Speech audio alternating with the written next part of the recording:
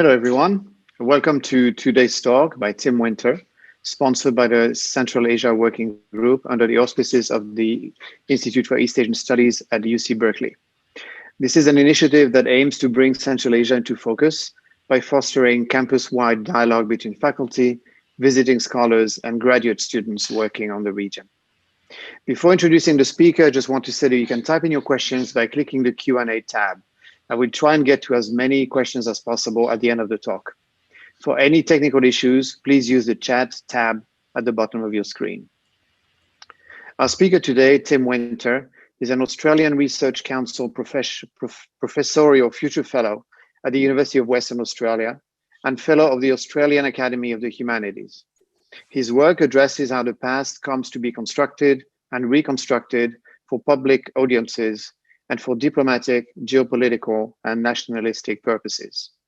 His present work explores current trends in cultural internationalism, as exemplified by China's revival of the Silk Roads for the 21st century, and by the re-emergence of civilizational discourses via rising and middle powers across Eurasia.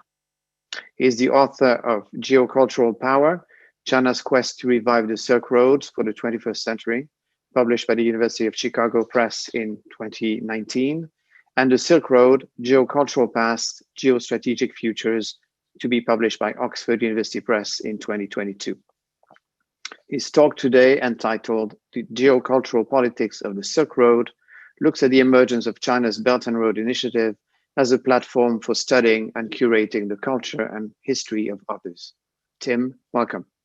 Thank you very much, Franck, and it's a real wonderful opportunity to be able to speak to this fabulous audience today. And this has been a long-term project to make this talk happen, because I know that we've been discussing this for over a year now, I think. So it's a real, and so thanks very much for that opportunity to speak to you today. I'm going to cover a number of areas, but I really want to start with this quote from a recent book called Culture and Order in World Politics. And I read from the quote: with notable exceptions, IR scholars continue to write about culture as though nothing new has been said since the 1950s. And for their part, cultural specialists have done little to apply their more recent insights to the issues that most concern IR scholars, not least the questions of international order today. Now, I think that's somewhat overstating things, but the fact that they make that claim tells us something interesting: how far apart these domains have become in recent decades. And I would argue there is a need to develop more robust, intellectually ambitious accounts of the intersections between culture, religion, and history, and the domains of inquiry that come under international relations and geopolitics today. And I say that because I think soft power and debates about clash of civilizations don't really account for the complexities of what's happening today. So I guess my work is trying to speak to those intersections between culture and international relations, nationalism, and geopolitics. So here's a number of books which Franck has outlined.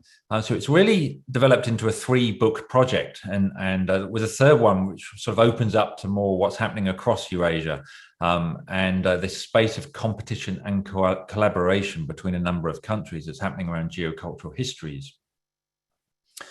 So IR debates often focus on the role of history, but they see it in normative and episodic ways. And what I mean by that, in readings of history, it's often, if IR scholars do talk about history, they might talk about the 6 Days War, or 1947 and the partition, or the end of the Cold War, so 89, or was it 91, and how we might think about that. But what I've become interested in is how the ways in which the past comes to be reconstructive, and the ways in which narratives get built around the past in complex ways, and the different ways that happens across intersecting aspects of public life. So we know Billé is a revived Silk Road for the 21st century, and I've tried to take that seriously. So the book sees this mobilization of the past as a key constituent of the 5 pillars of Belt and Road, but also understand what are the implications when the world's second largest economy ties its foreign policy and domestic ambitions to a particular narrative of history. So Belt and Road has been understood as a geopolitical and geoeconomic project, and such frames interrogate connectivity in the present and the ramifications of bridging space.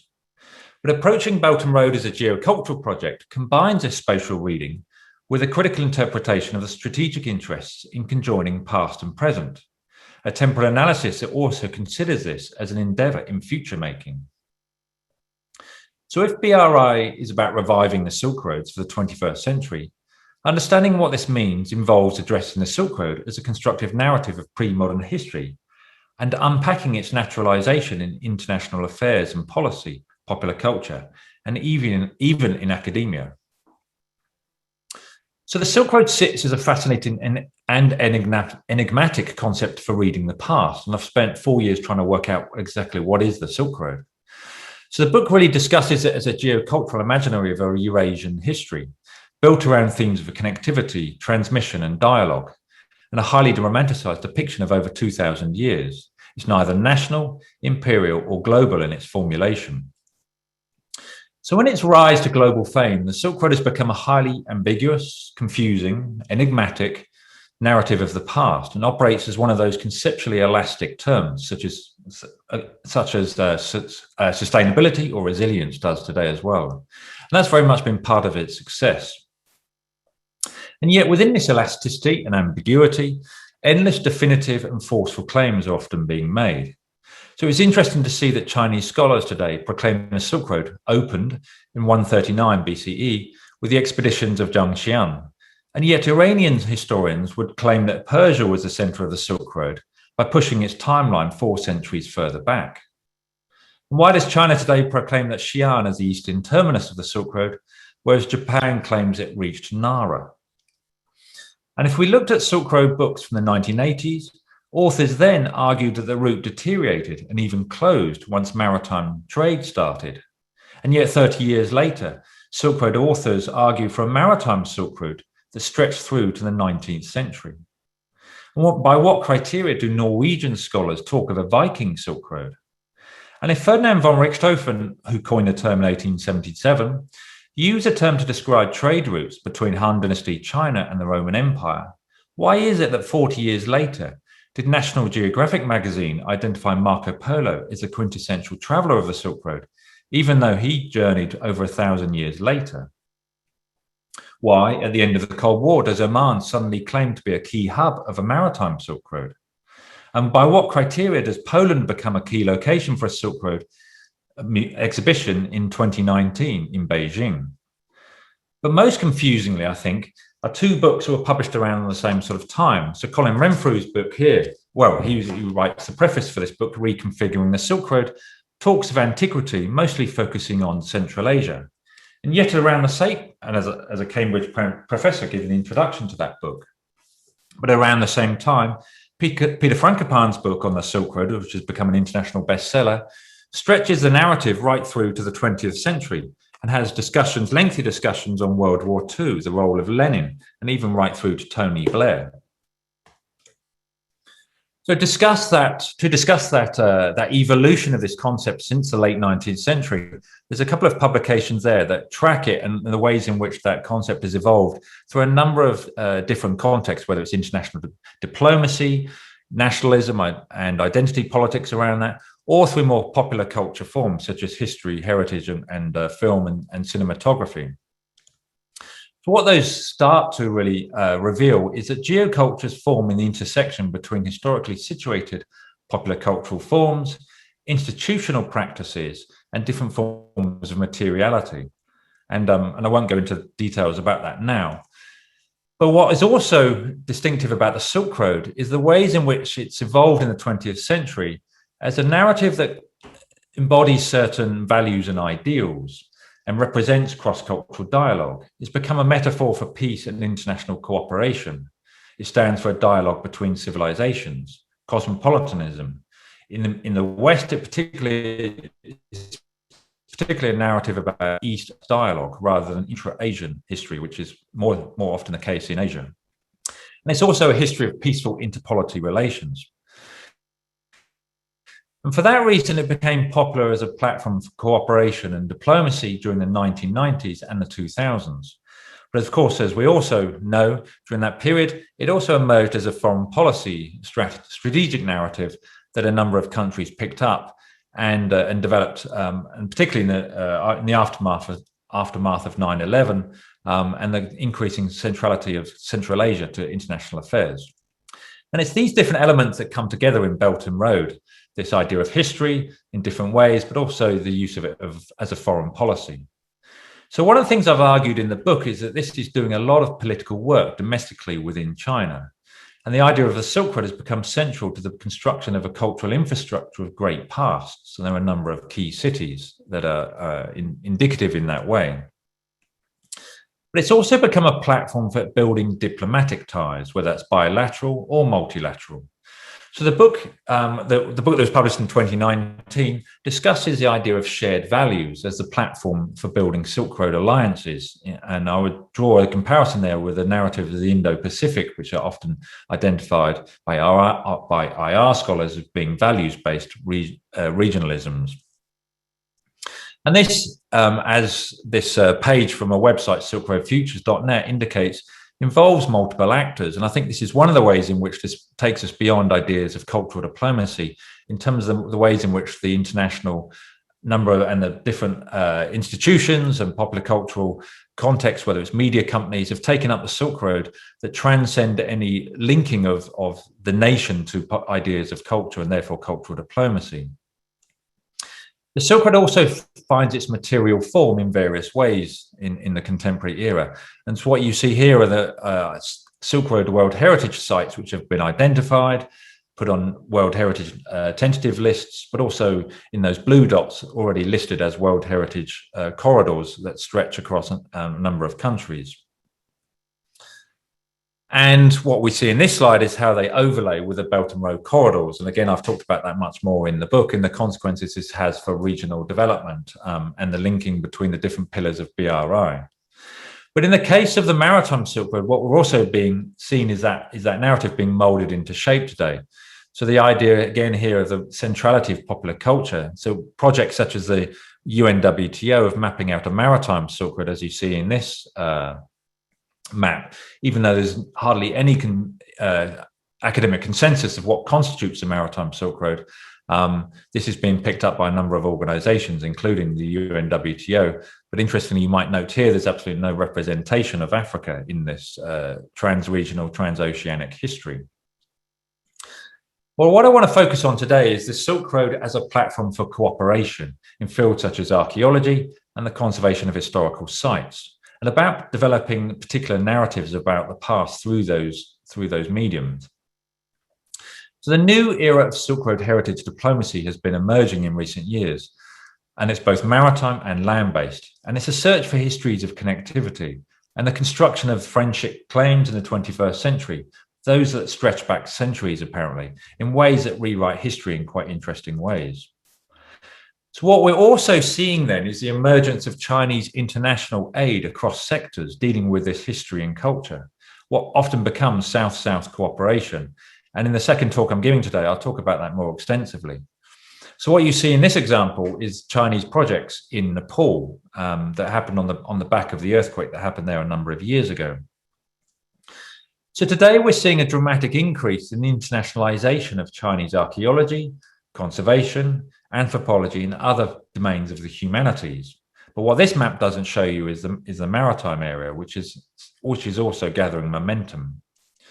And this has dramatically increased in the last few years. So what this starts to suggest to you is the Silk Road really provides a platform within the context of BRI for this internationalization of Chinese-based humanities research. But what I want to focus on particularly today is how the digital figures into this. So part of the significant investments in the digital humanities that's been happening in the country in recent years ties together a concern for reclaiming and salvaging the past with the creative economy sector. And China's strategic commitment to linking technological innovation to the creative economy really became evident in the 13th five-year National Science and Technology Innovation Plan of 2016 to 2020. A nexus between traditional culture and digital technologies has formed in the task of national and cultural rejuvenation. As various scholars have noted, under Xi Jinping, the Communist Party increasingly looks to China's cultural past to build patriotism and national pride, the China dream of great rejuvenation. In this reconstruction of past glories, James Millward is among those arguing that the idea of a continuous civilizational past stretching back 5,000 years is intentionally conflated with the modern polity that is China to forge ideas about a civilizational state. And China's technology sector is now contributing to this ambition in significant ways. So the National Administration for Cultural Heritage has adopted a strategy to build smart museums using AI and VR technologies. And cooperation with the commercial technology sector is enabling digital inventories to be built on a grand scale. The Baidu Baike Encyclopedia Digital Museum project that was launched in 2012 by 2019 had created more than 230 virtual museum exhibits. So we're seeing a whole series of VR projects come online, an example here being the Old Summer Palace. And one notable project is the Palace Museum in the Forbidden City.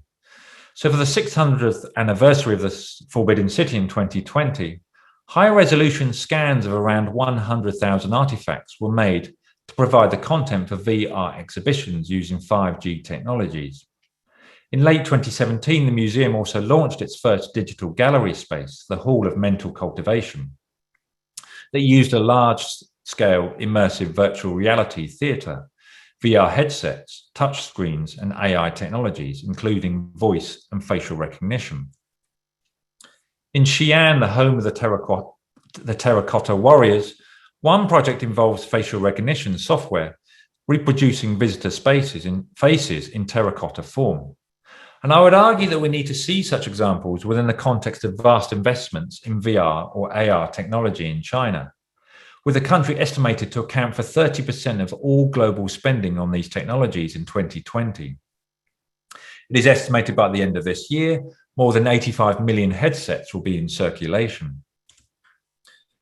And within this, much emphasis is being given on Dunhuang, the epicenter of Silk Road digital production.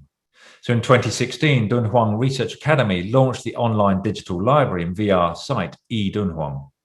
Zhejiang University, Wuhan University, and Beijing Gravitational Waves VR technology are also undertaking digital reproduction projects of the grottos. Digital technologies also form part of Dunhuang's Silk Road narrative for popular consumption. And here, tourism is one example. And these are types of nightly shows that are on that are produced for tourism audiences in the city. What we're also seeing is smartphone apps being focused around the Dunhuang histories. The WeChat mini programs is also here being a great example. With its domestic digital Silk Road industry, resources are now being internationalized across a number of Belt and Road partner countries.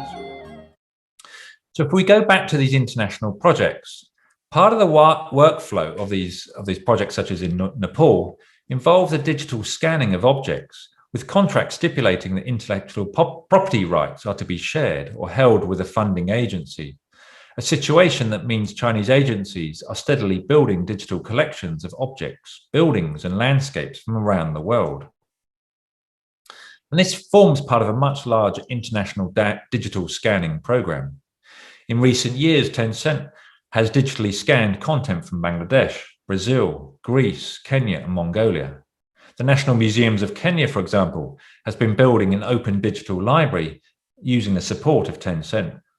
The Baike Encyclopedia Digital Museum project is also active in this space, with scanning of cathedrals in Europe and various locations on the famous pilgrimage route, the Camino de Santiago, dubbed as the Silk Road of Spain.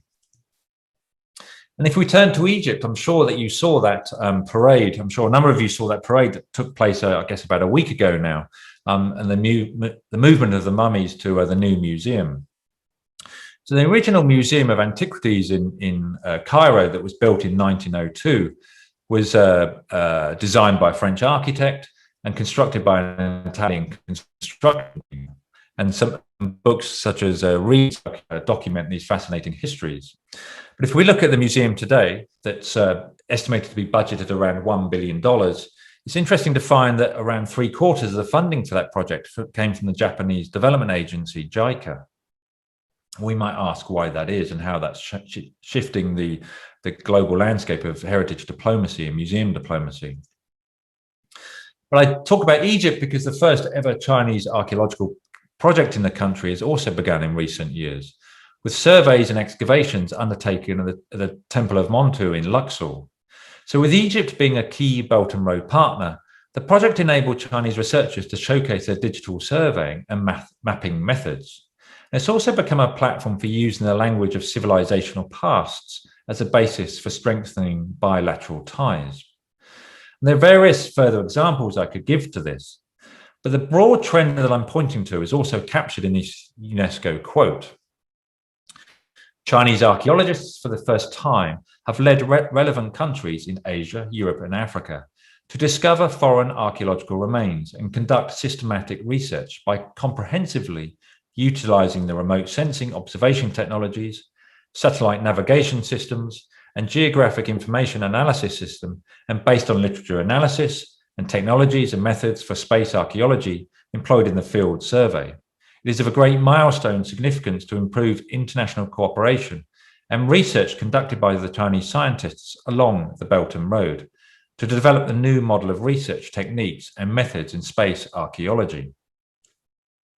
So I pick up the theme of space there to tell you about the Digital Belt and Road project that was launched around 2017.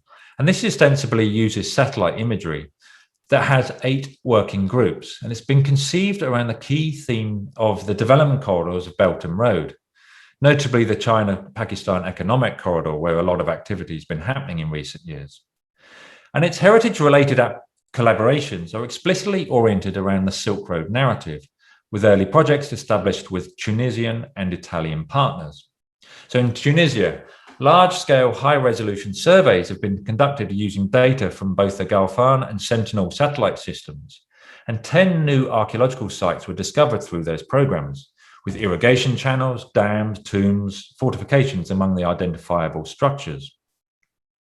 But interestingly, in the age of Belt and Road, these sites are now being described as, and I quote, lying along the western end of the ancient maritime Silk Road, an important port for the maritime trade route of the Roman age.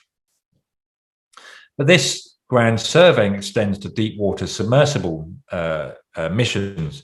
So this, another project you might have heard of in the recent months, is the diving to the 10,000 meter depth of the Mariana Trench in the Western Pacific Ocean by one of China's 3 deep water submersibles. And that trench being the deepest underwater valley on the planet.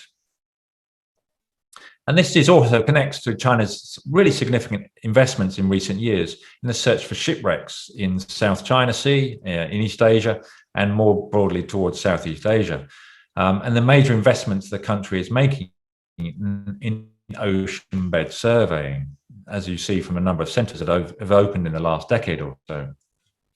But another form of significant digital acquisition is crowdsourcing. So in the US, you've got obviously examples such as Flickr, Google Maps, and Instagram that enable vast quantities of GIS tagged images to be assembled. And in China, we have sites such as Tuvalu that are also growing in this space. But in the acquisition of international data sets, here again, I would argue that China has some distinct advantages. The pre-COVID-19 number of international trips undertaken by Chinese tourists exceeded 140 million per year. Tens of millions of Chinese tourists are now visiting cultural sites then and museums around the world. But in 2020, less than 15% of the Chinese population held a passport, a figure that is predicted to double within a decade. And the participation of China's technology giants and their ever-burgeoning ecosystems of apps, along with drones and other consumer technologies, constitute a unique resource for data acquisitions. And in this space, a number of Chinese universities are beginning to capitalize on this outbound market. The Get3D initiative by Wuhan University has built 3-dimensional models of artifacts and architectural structures from crowdsourced imagery. And again, the Silk Road plays a key role in this space. And the Silk Road becomes an interesting context where the economy and conservation and museology are now blurring.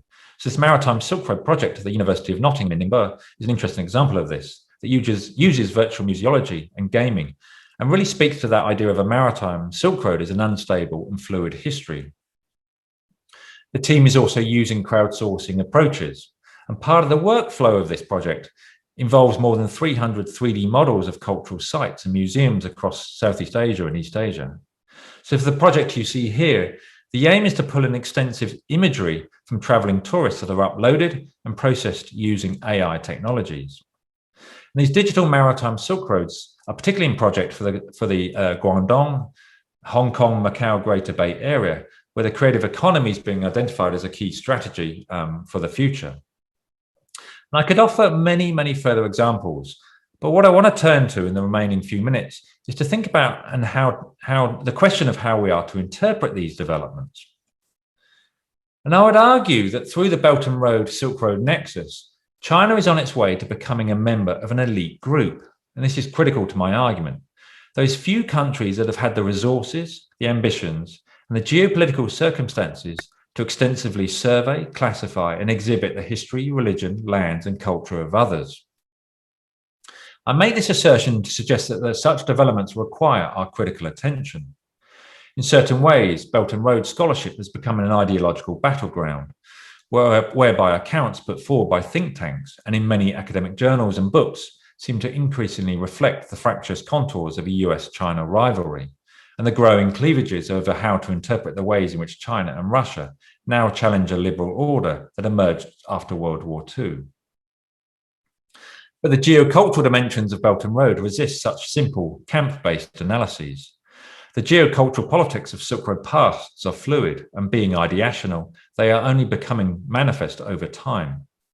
The structures of internationalist knowledge practices unleashed by a Silk Road revival discourse have yet to stabilize into forms to which we can draw conclusive arguments.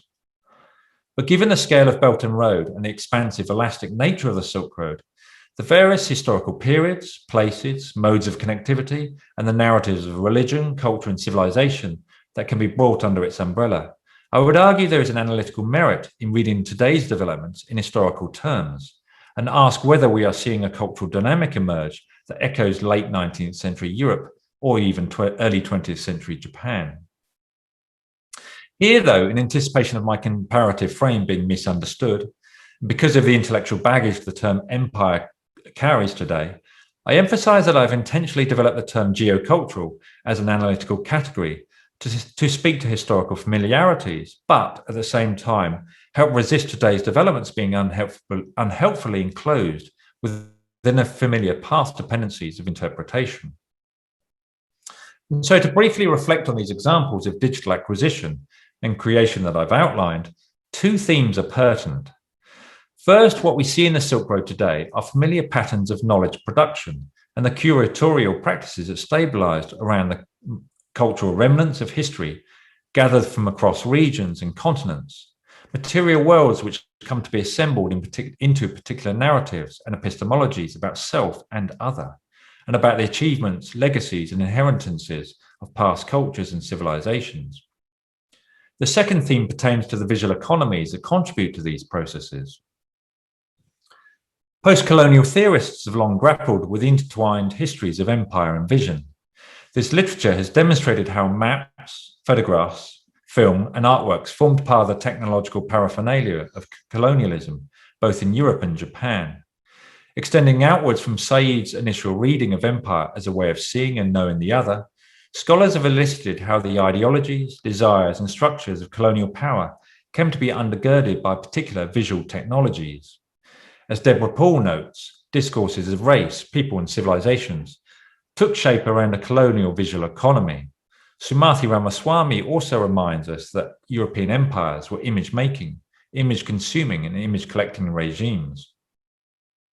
Today, much of the digital humanities research seems to be intoxicated by technological possibility, meaning that too often there is little, if any, critical reflection about the epistemological and real-world political and physical consequences of the digital artifacts that are now being conceived, built, and curated.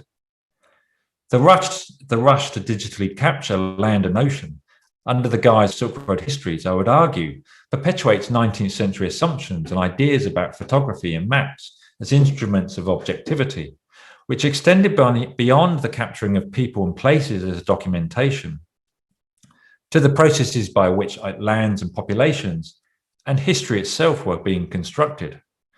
For Tony Bennett, Foucault, and others, visual technologies played a key role in the 19th century transformation of antiquarianism into the more scientific disciplines of archaeology, preservation, and the classificatory systems that formed within the university and museum. As these European knowledge practices found both intellectual and political purpose within the contexts of empire, material remnants from the past, objects, buildings, artifacts, manuscripts, and even inscriptions became the texts through which cultures and lands outside Europe were studied, photographed, classified, hierarchically ordered and exhibited. As fields such as archaeology harnessed the language and paradigms of science for their own legitimacy as knowledge domains, Europeans positioned themselves as expert and thus rightful guardians of the past of others. Scholars of that period either willfully ignored or perhaps unwittingly advanced the broader ambitions of empire, settler colonialism and nation building, as Abu al-Hajj has demonstrated in an examination of archaeology in Palestine. In the transposition of a Cartesian worldview onto the non-European other, the celluloid image and map also reinforced humanistic fields of inquiry, oriented by particular epistemologies of world history and hierarchically ordered cultures and civilizations, a process that we've come to understand and to define as Eurocentrism. In his examination of the institutions and practices of excavation and documentation, translation and architectural restoration in colonial India, Bernard Cohen noted that European efforts to unlock the secret of the Indian past called for more and more collecting, more and more systems of classification, and more building of repositories. Today's increasingly fractious debates about the restitution of objects are the reminders that the cultural spoils of empire form the collections of national museums across Europe. Tony Bennett has famously argued that such practices need to be read as an exhibitionary complex, wherein 19th century museums projected national and imperial power and ideas about citizenry, metropolitan or otherwise. In their crafting of national imaginaries, Europe's museums also gave form to ideas about Western and Eastern civilization. In the era of imperial rivalry, state-supported cultural institutions buttressed by new forms of scholarship and historiography, thus mobilized geocultural histories to create uniform narratives of past, present, and future. As Stefan Berger notes, the visitor to the British Museum was, and I quote, left in no doubt when he sampled its global treasure trove, that it was due to Britain's domination over the world, that all the treasures had ended up there. The museum was one way of celebrating the achievements of empire. So in the forms of digital acquisition I've outlined above, we see perhaps some distinct historical echoes. But this is no longer about acquiring physical artifacts, but about gathering and mobilizing their aura in symbolic capital. And the dramatic expansion in scale and volume brought about by the digital forges new pathways for knowledge production and affective dissemination. I've described the Silk Road as a geocultural narrative of the past, for as Ulf Hannes suggests, geocultural forms help us think geoculturally about the world and its parts and the main features of those parts. Today, then, the Silk Roads enable Chinese scholars and institutions to think at the scale of Eurasia, to craft narratives of the past around trade, exchange, and transmission, and ascribe to these themes the ideals of peace and harmony, and to foreground particular roots and stories that connect Chinese culture and history to expansive geographies across land and sea. The examples presented here demonstrate how digitalization and the new cultural economies it creates constitutes a new visual economy of knowledge for this domain. Satellite imagery and mass photogrammetry afford geocultural thinking and allow the past to be reassembled in the virtual present as history and heritage. Geocultural power, I would argue, arises from having the capacity to write, map, scan, and assemble geocultural histories into strategically expedient narratives. So to quote Berger again, Europe's national museums brought the world to the nation and integrated it into a civilizational narrative of progress. Such processes lie at the heart of the Silk Road Belt and Road nexus, and the themes I'm exploring today reveal the increasing importance of digital technologies and infrastructures to this. A powerful nexus is emerging between culture and technology that weaves together museums, archaeological research, and the creative economy. The CCP's ongoing concern for moulding a Chinese past into a patrimoine national now has an international reach via the Silk Roads. Depicted via two routes, maritime and overland, The Silk Road is being overlaid by another geocultural imaginary, that of Chinese civilization. Silk Road narratives of maritime and overland connectivity place China at the center, culturally, physically, and strategically, of a story of regional and continental trade, friendship, and exchange. Domestically, this constitutes a state message of how the Middle Kingdom regains its place in both world history and in contemporary international affairs. By giving explicit recognition to those eras and dynasties when China was open to the outside world for trade and exchange, the Silk Road narratives fashioned certain slices of Chinese history into a geocultural resource. It helps orient a contemporary citizenry towards the idea that China is confident in engaging with the world and that it is enriched by exchange and through the trading of ideas, technologies, and goods. Crucially here, though, the digital transcends and erodes boundaries, political and cultural, between land and ocean, and between the virtual and the analog. Driven by Tencent and others, a digital Silk Road exhibitionary complex helps cultivate the forms of citizenry that the Chinese state desires today, channeling certain ideas and values across multiple platforms, smartphones, virtual reality replicas, online museums, and across a host of augmented realities. Here, public participation in the state agenda is key. Enticements to Chinese tourists traveling abroad to crowdsource the cultural artifacts associated with Silk Road connectivities is one such example. And one of the themes I've explored here is China's rapid emergence as an exporter of cultural aid and digital heritage diplomacy, as universities, private companies, and national academies initiate collaborations across Africa, Asia, and Europe. The Silk Roads provide a symbolic and diplomatic umbrella under which much of this activity is taking place. In the diplomacy of Belt and Road, there is much fanfare about the dialogue of civilizations and proclamations that all civilizations are equal. But as these discourses become structured around particular forms of scholarly research and cultural policy, distinct asymmetries can be observed.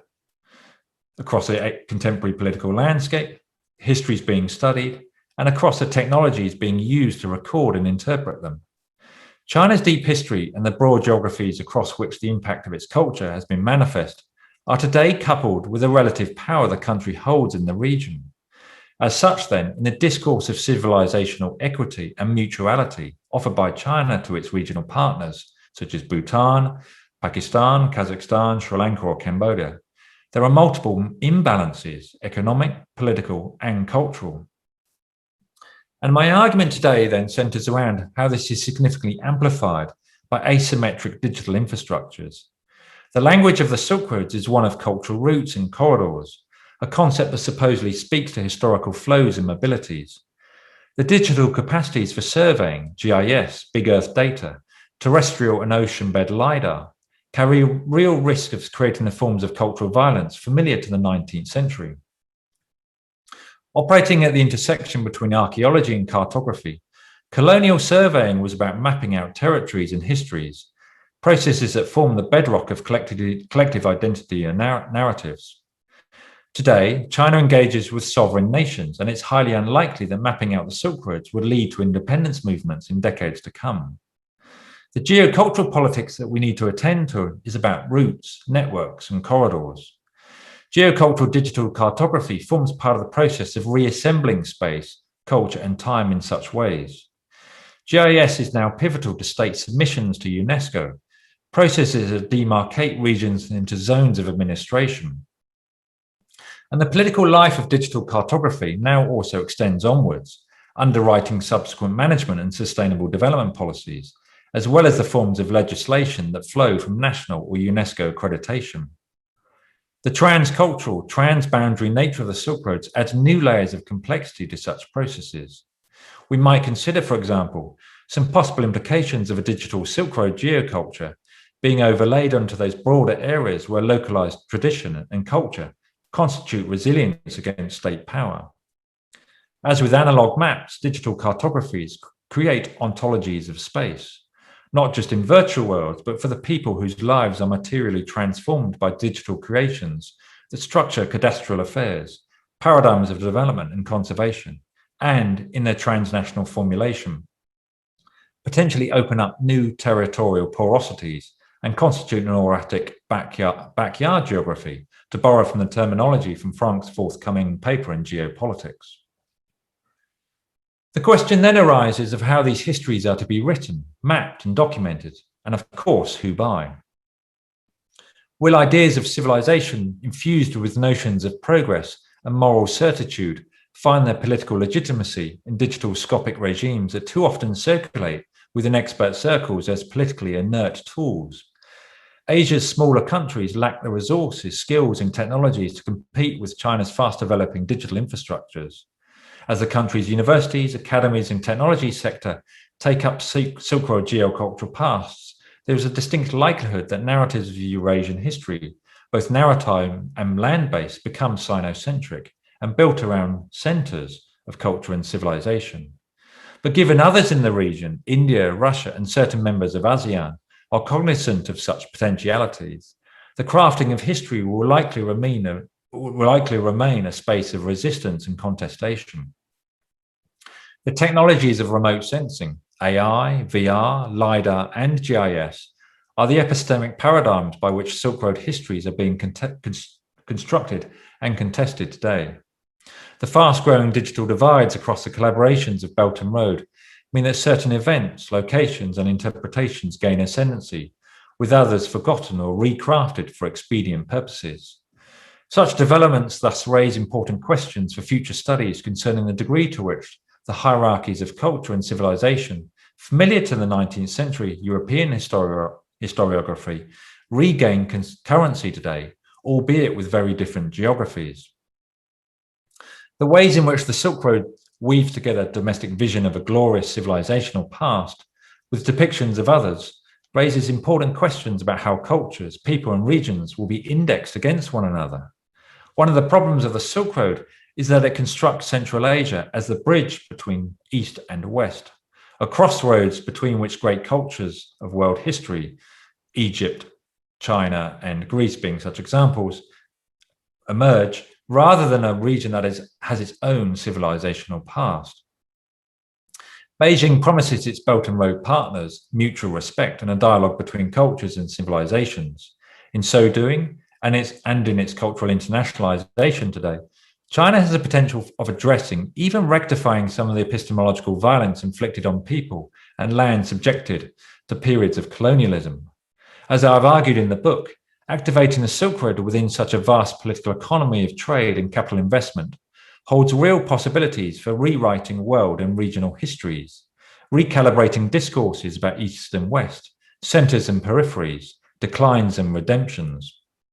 But given the Silk Road is a depiction of an Afro-Eurasian past as benign connectivity, harmonious trade, and the transmission of ideas, religions and technologies, and culture as an apolitical history, it also poses the risk of creating new hierarchies, such that new norms about backwardness and inferior enter circulation. So in exploring these themes today, I've sought to demonstrate some of the ways in which fast-growing digital infrastructures will shape these unfolding geocultural affairs. Thank you.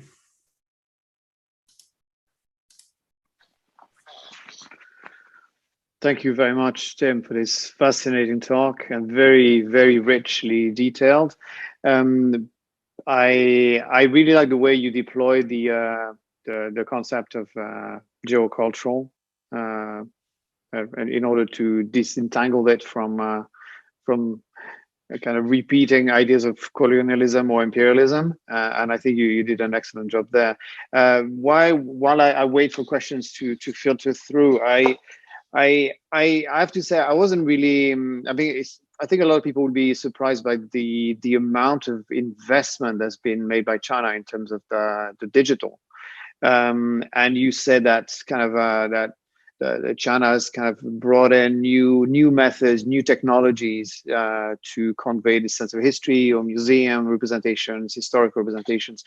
I'd like to see, you haven't really had the chance to talk about how big, other forms of collection of images like Google have responded to this. I mean, so I don't know whether you could talk a little bit about that, about the kind of the global impact, if you could give us a sense of how the response has been from other large that's an interesting question, and I guess I'll be speculating in my answer, but my sense is there's not much response. I mean, one of the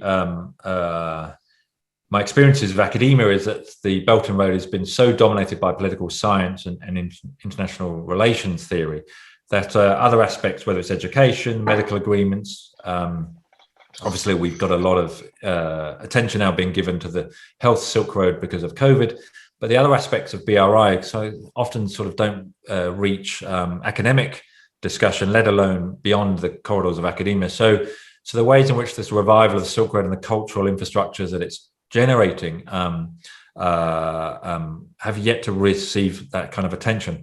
I've got a PhD student, Charlotte Lorem, who gave me a great example yesterday, though, of how this is filtering in interesting ways of grade 2 students in in Canada, Alberta in particular, are now going to be receiving their historical curricula that will focus on Silk Road histories, and there's debates around the sort of merits of that. So this is reaching different places in surprising ways, and I think that's where this is having an impact way beyond the ways in which we think about soft power and cultural diplomacy, and in particular in China's reading of that, or the way people read China through the lens of Confucius institutes and such forth. But the real kind of profound impact of the digital, I think, is yet to be really understood. We have a question asking whether the BRI includes USA, Australia, and if so, how? I think that's an interesting question, because very often we think about China's neighbors, or even extending all the way to Africa and places like that, but not really going into Europe or Australia or US. Yeah, I mean, certainly certainly Europe's involved. I mean, you've dropped that in. It's certainly and it's in particular, it's been Mediterranean Europe. So one of the aspects I sort of look at the book is the ways in which this civilizational discourse between Greece and China has been activated through and mobilized through this interface with cultural sector projects and investments in ports and rail infrastructure that are being built. But where that then finds its elasticity is in engagements with countries such as Australia, and that's kind of interesting in the ways in which that's happening, and where the different aspects of BRI find, or different forms of connectivity of BRI form some sense of substance in countries such as Australia, but certainly not, US is less so. So I think there's I guess to connect to your question around the ways in which what's the US response to this? I mean, that's very much been the sort of the language of the Indo-Pacific and the Quad as a regional architecture that responds to Belt and Road. But interestingly, that I think has doesn't really have that geocultural imaginary that gives it that seductive appeal that the Belt and Road, Silk Road language does. It's of course difficult to look at how other countries have responded to this, because it's been such a global endeavor. Have you done any research on kind of China's neighbors and see how this idea that is conveyed through the BRI, through this sense of Sino-centric world has been received? Would you speak a little bit about that? Yeah, absolutely. That's and unfortunately with COVID's restrictions on travel, I've not been able to do as much as I wanted. But yeah, that's been a lot of what and it's sort of one of the themes of the book is to say this is not just about China, it's about how these other countries respond, and that's an interesting question. I mean, there's been recent coverage of the $400 billion deal with Iran and China. That's activating a lot of cultural sector projects and collaborations. I'm part of a workshop next week that kind of talks about that, which is interesting how that's emerged quite quickly. And that's a complex answer. So countries like Sri Lanka that either respond positively or much more skeptically based on what's happening in domestic electoral cycles. Countries such as India are very nervous about this and how this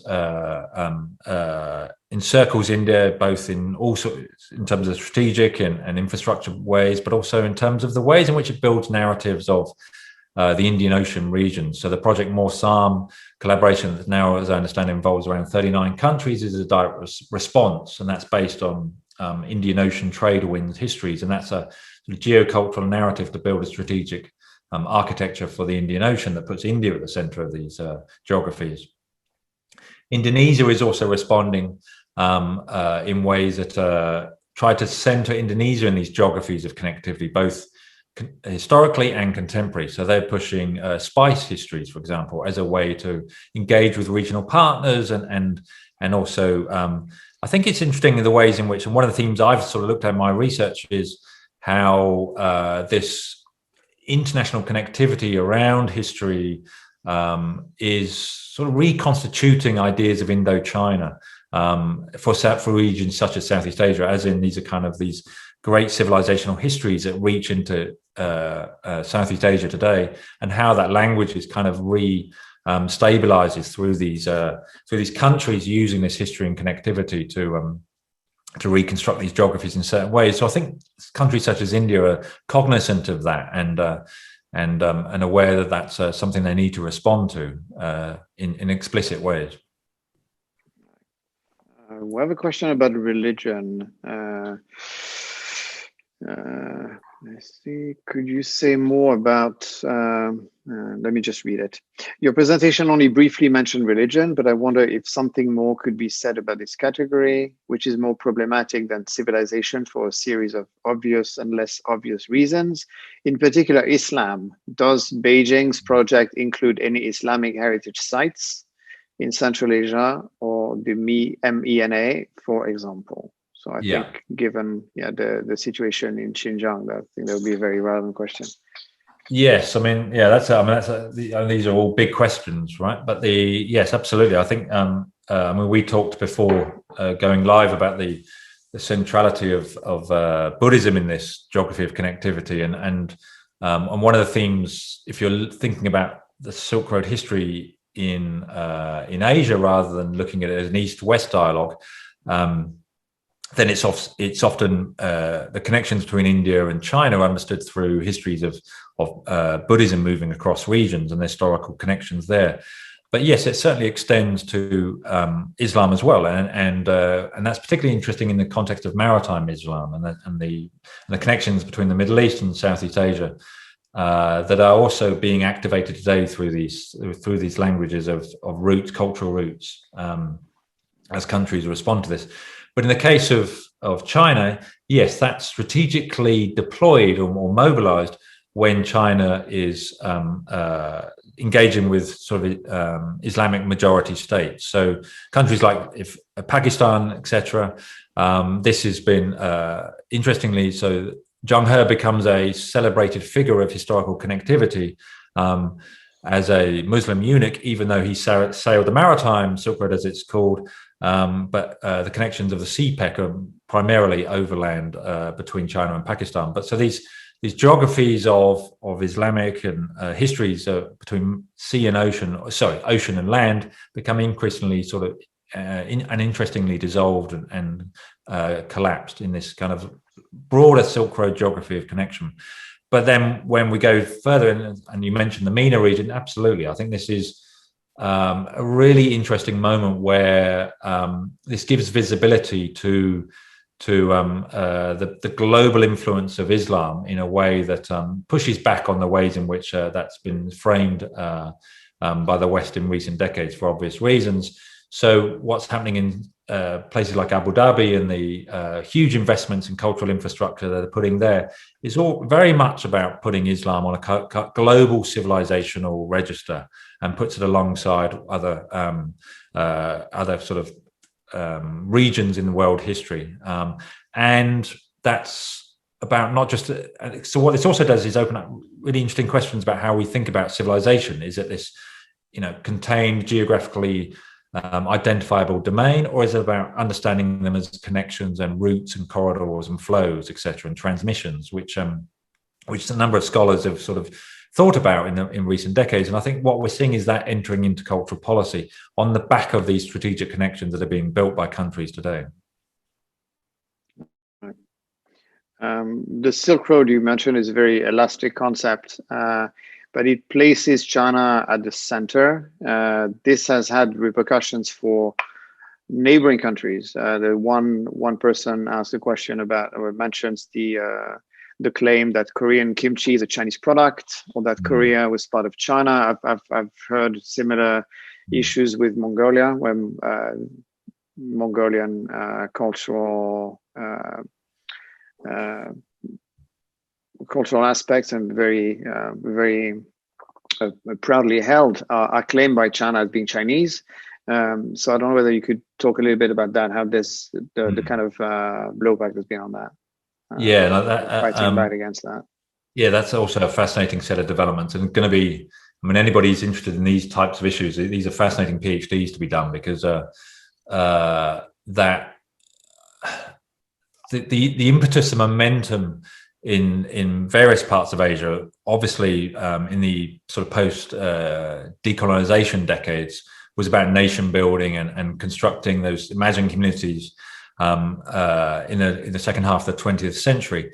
So there's a lot of emphasis on building histories and culture and religion and intangible cultural forms around the nation, and ethno-cultural nationalisms around that.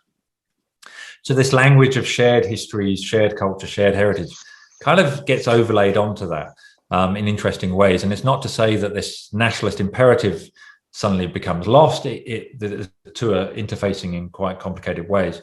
So so in East Asia, Southeast Asia, there's been notable examples of where, I mean, you've mentioned the kimchi example, but batik and other,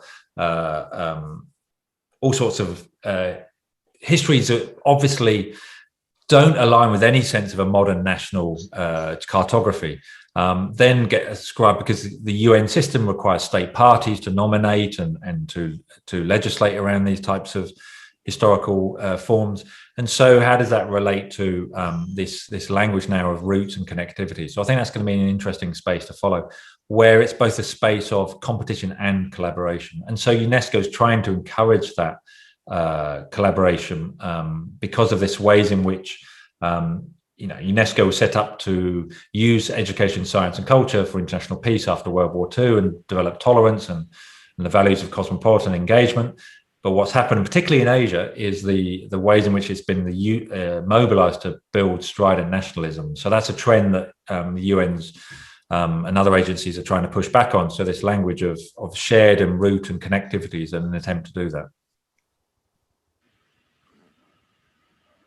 On the question of religion again, given how the CCP is officially atheist, how does this apathetic attitude towards religion impact what sorts of cultural sites get prioritized or neglected, or what kinds of narratives of interconnectivity are mobilized or not? Yeah, look, fascinating question, and that's again a very big topic, and I think that's and particularly if we're thinking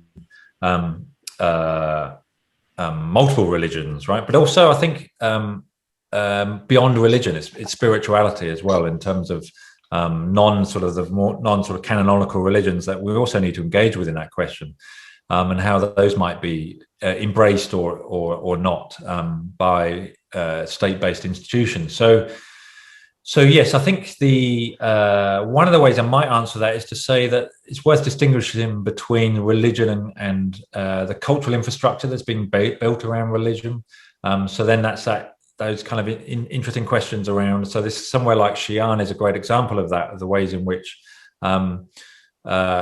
religion becomes embedded in the cultural infrastructure and the creative economy of those cities. So there's multiple ways of thinking about that, and the ways in which religion is being supported to build these international connections, but the ways in which then it also gets folded into other sectors, whether it's and therefore what does that do to religion and the way it aestheticizes it, and what happens when you put religion inside the museum, or just preserve it as a monument in a larger urban environment.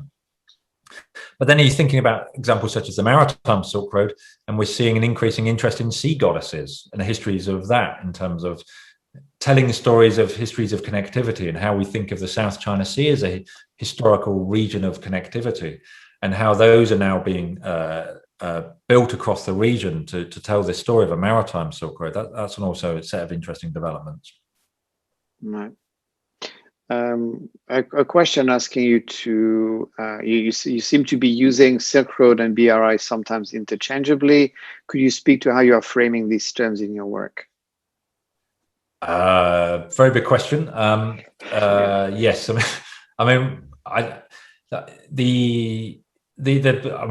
it's the Belt and Road has been framed as the revival of the Silk Roads for the 21st century, and so I guess that's the starting point of that convergence of those two themes, and to emphasize that this language of revival is absolutely fundamental to what's going on today, I think, in this project of regional connectivity, and it's a set of themes that hasn't been addressed enough within academia, I think, and the emphasis on spatial connectivities around infrastructure, trade, logistics, so on and so forth.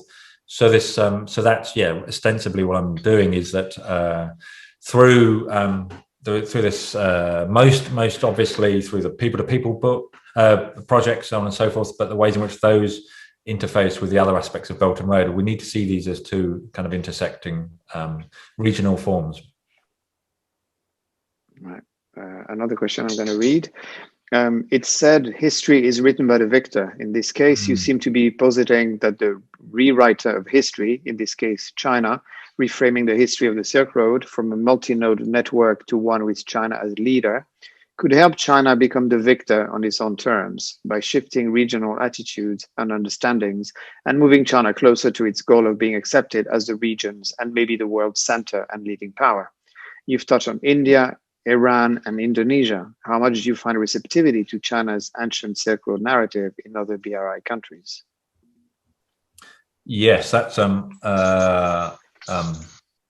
trying to find that question, but yeah, that's that seems to be as much as an observation and comment as a question, which I think is and it's a spot on observation in terms of, and it's interesting to see how that is being normalized and that's stabilizing that idea of this being China's Silk Road, which I think is highly problematic, and in the ways in which so the addition of the maritime route actually shifts the geography away from China being the eastern terminus, with that being and the western terminus being Europe, to now we've got Southeast Asia and even the Pacific. It becomes this geography of regional history and Eurasian history that really does put China in a kind of in a narrative form at the center of that geography. And yes, it's not necessarily that China's driving that. It's other cultural artifacts that do that. I'm using that term to suggest even channels such as National Geographic, which are producing documentaries that are labeled as China's Maritime Silk Road. And if you Google that, you'll find that as a 1-hour documentary that was produced in recent years, or even articles by the New York Times, etc. So this is an interesting ways in which that kind of that association and conflation is happening. I think David had a question. Yes, thank you, Tim. Thanks for an extremely enlightening presentation. It's really, really satisfying to see the scope and the depth of your scholarship. It's especially interesting to go back to this historical vision that China is creating, and to recognize that how convenient it is to essentially leapfrog over the Western colonial period. The Silk Road does that sort of automatically. It also marginalizes two of the significant regional actors of today, the Americas, especially the United States of America and Australia, modern Australia, which can't really trace themselves back to this narrative. So it's an extremely convenient narrative for almost a nostalgic vision of Chinese history, and it basically finesses the inconvenient century for them. So you've also elucidated this sort of Janus quality of the BRI enterprise, looking forward in terms of strategic ambitions and modern consolidation of markets and energy resources and so on, and then looking backwards for a kind of rationale for it. But I do find it fascinating, and I think as the scholars who are being marshaled to this task, another very important point you make, that Chinese scholarship is essentially being marshaled in the service of this project. I think the deeper they go, the more inconvenient truths they may elucidate, especially for local populations who have some pretty serious ambivalence about that history. 900 years of Vietnamese history, a few centuries of Korean history. And if you look at the way Japan is still being called to reckon for its own historical experiences, I think this process of revelation is going to be pretty complicated. Pretty complicated. The revelations as they evolve beyond the big publicity events and the big donations. I think getting to the bottom of this history is going to be pretty complicated. But it's a fascinating enterprise. I'm really grateful to you for everything you've done to elucidate it. Thank you. I mean, it is a totally fascinating project. And I've gone down far too many holes in the last few years, just getting it's an extraordinarily fascinating topic. And just to respond to a couple of comments there that say, yes, the erasure of inconvenient histories, that's particularly interesting in the maritime domain, right? In terms of how that absolutely, and how this kind of sidesteps and predates treaty ports, histories, etc. So that's interesting how that's happening, and so I agree with that. And then obviously how that relates to how others respond in the region, and that's where I think I identified at the beginning, saying that this is a 3-book project. Is to say it's not only China doing this. It's these kind of we've got neo-Ottomanism in Turkey that's playing out in quite a strident way.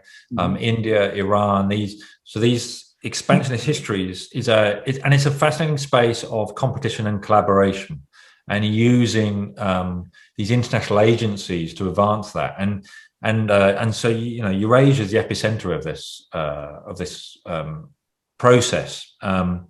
And it's very productive in all sorts of ways, but it's also, as you highlight, it's unleashing a lot of complex phenomena and multiple scales and multiple layers that organizations are going to have to kind of grapple with and I think understand. And particularly, what I think is particularly important is the ways in which the Silk Road does circulate as this benign history. So it's kind of eclipses histories of bloodshed, invasion, conflict, war, etc. It is a story of connectivity, transmission, exchange, and therefore really very much sort of aestheticizes and even romanticizes Eurasian past. And it also conveniently leapfrogs a very difficult history. What did you do during colonialism, Daddy or Grandpa or Great Grandpa? What was actually, it's just like the Vichy problem, essentially. Right, exactly, yeah. Pretend that never existed. Yeah, it's quite convenient for many of those. Which is nothing new. No, of course. But it's a scale at which it's on a scale that's pretty magnificent. I mean, spanning centuries. Very ambitious leapfrog, anyway. But we'll see. Quite fascinating. Yeah, it really is exceptional work. Yeah. Yes. Speaking of maybe more negative aspects, we have a question about the debt trap policy. So I'm thinking about Sri Lanka, but also I think in Tajikistan was also had to cede some territory to China in order to pay back some debt. So I don't know if you could talk to a little bit about that, and then how that kind of maybe impacts on the view of China as China as a center. I know you're on to go back into this kind of colonial model, but there are some aspects and that resonate with previous kind of imperial policies. I'm not a academic of debt traps and contractual agreements of international affairs, but so I don't know how to answer that directly. But it's certainly obviously it's a key aspect of how we think about BRI. And then I think I would also say that there are these debates around the longevity of Belt and Road. What's the time frame by which we should interpret this? We are what, 7-8 years in. So if we look back at sort of historical expansionist countries, I mean, if you look back at the British Empire, you don't really sort of focus on one particular port. So I think in the long scheme of things, how do we interpret these, and what significance do we place on these? And that's obviously in no way to belittle or negate the validity of those debates and arguments around what's the ambition here. But it's to think about how do we think about this analytically to move from that individual example to a kind of much bigger scale of connectivity and networking. Yeah, because it's something that's unfolding, so it's actually very difficult to assess. Yeah, right, exactly. when it's happening, and then yeah, absolutely. I don't know if we have. Yeah, I don't know if we have more questions that we haven't really covered yet. I'm interested in the connection between image and the military. I mean, the image of how to use images, and when you mentioned the just the sheer quantity of images being collected, that's something that's kind of drawing my attention. Also, it makes me think about all the facial recognition software that's implemented in China itself.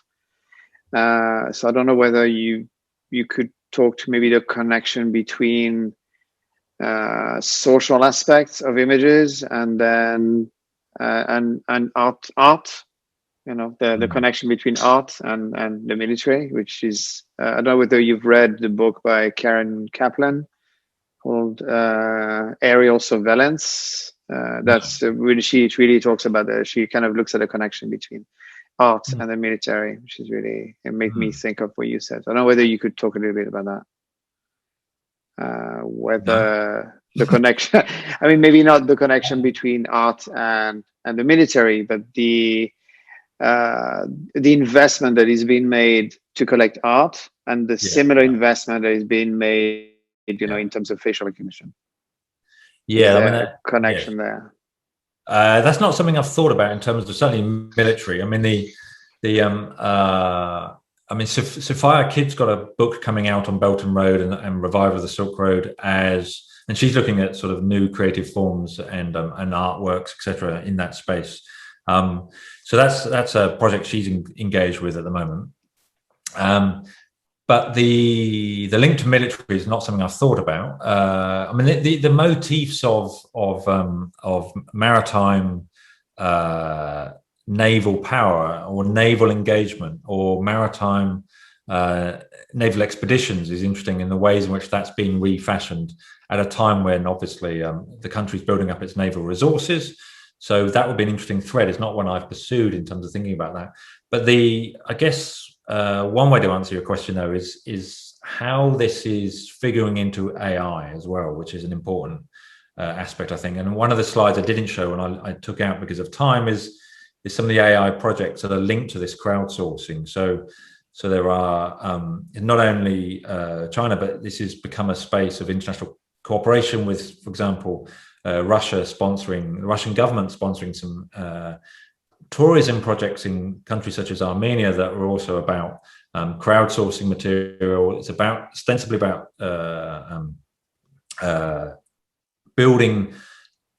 improving the tourism product for the country, but you have to also wonder what's that big data is also about as well. So I think there's a number of dimensions to this and where this and how this big data is being collected, which certainly would warrant further research, and it's certainly something I haven't done yet.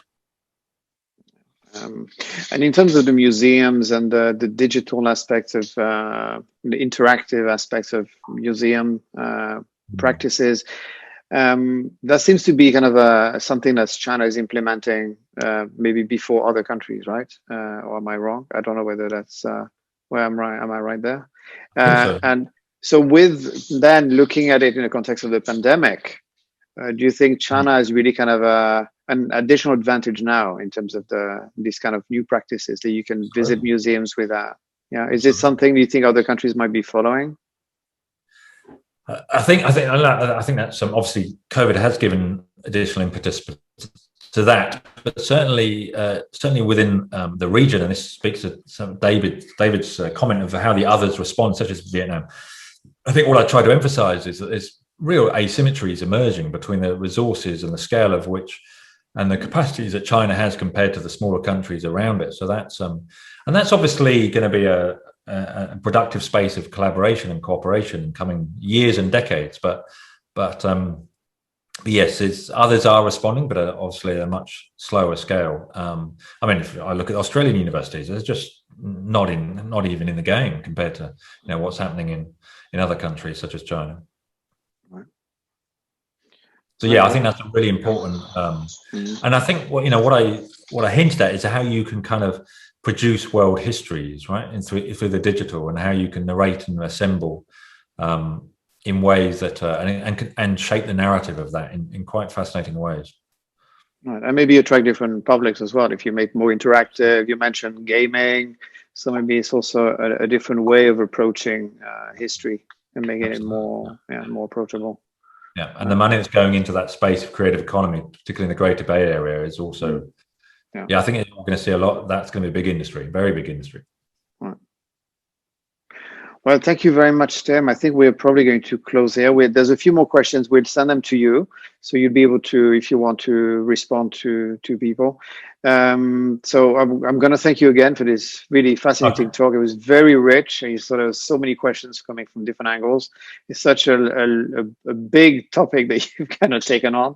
Exactly, no wonder you have to do 3 books to sort of kind of cover the basic ground, right? I'll definitely recommend the book already published, which I found fascinating, and I've been recommending a lot of people. It's really, really amazing. So thank you again. I was very, very happy to have you talk to us today.